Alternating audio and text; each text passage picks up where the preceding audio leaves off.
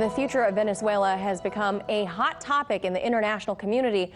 And while a meeting of European and Latin American leaders is getting underway in Uruguay, it will not include China or Russia.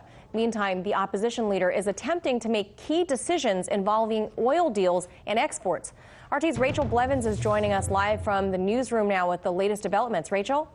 As the United States continues to lead the charge to overthrow Venezuela's elected president, leaders from Europe and Latin America are scheduled to meet today to discuss the possibility of a political solution. The meeting is set to be held in Uruguay's capital, and members claim the goal is to promote dialogue, negotiation, communication, and a willingness to contribute. There will be representation from several of the countries that have voiced support for opposition leader Juan Guaido, such as Spain, France, Ecuador, Costa Rica, and the UK, and from a few of the countries that are standing by President Nicolas Maduro, including Mexico, Uruguay, Bolivia, and Italy. However, China and Russia, which have both voiced support for Maduro, will not be in attendance. Russia's deputy foreign minister claimed Moscow was told that even participating as an observer would not be possible. And Russia is also accusing the U.S. of having already made the decision to invade Venezuela. A spokesperson noted that Washington's behavior right now is the kind that has been condemned by American officials in the past for violating rules set by the United Nations.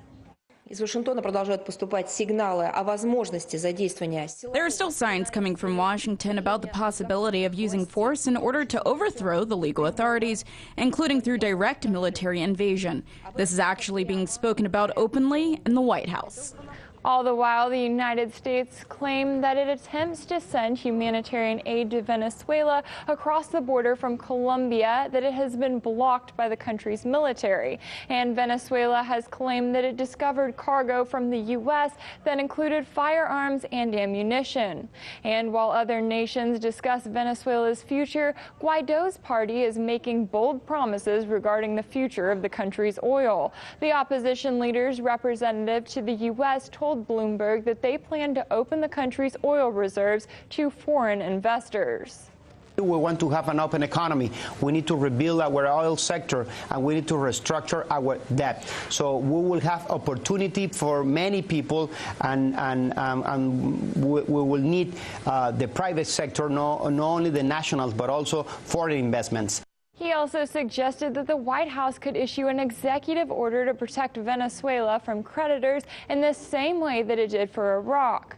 And Senator Marco Rubio has been a strong advocate for overthrowing Maduro and a vocal supporter of Guaido. He said on Wednesday that the opposition leader plans to name a new board for the country's U.S.-based Citgo Petroleum Corp. this week in an attempt to eliminate the Maduro government's profits from the country's oil.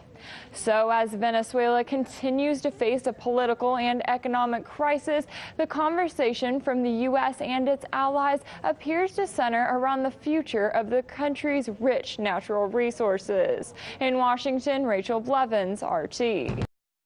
Hey YouTube, thanks for checking out our channel. We hope you enjoyed the video. We have tons of content for you just like this. For more of RT America's one-of-a-kind news and analysis, be sure to subscribe and never stop questioning more.